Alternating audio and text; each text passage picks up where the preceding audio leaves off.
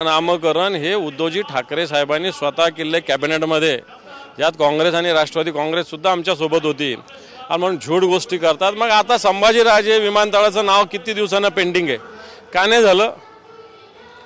महाराष्ट्र विधिमंडळाचा ठराव आहे, का करत नाही केंद्राचं सरकार?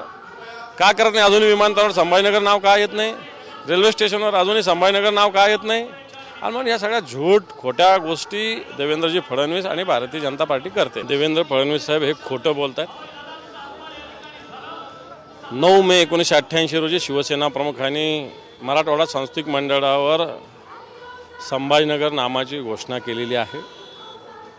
एवढंच देवेंद्र फडणवीसांना नावाविषयी प्रेम होतं तर 2014 ते 2019 देवेंद्र फडणवीस स्वतः या राज्याचे मुख्यमंत्री होते।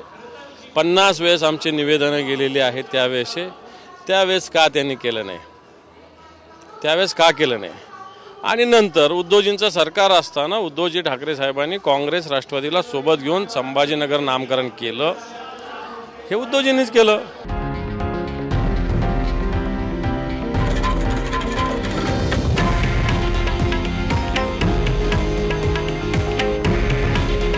हे आहे देशातील नंबर 1 न्यूज नेटवर्क आणि आपण पाहत आहात TV9 मराठी।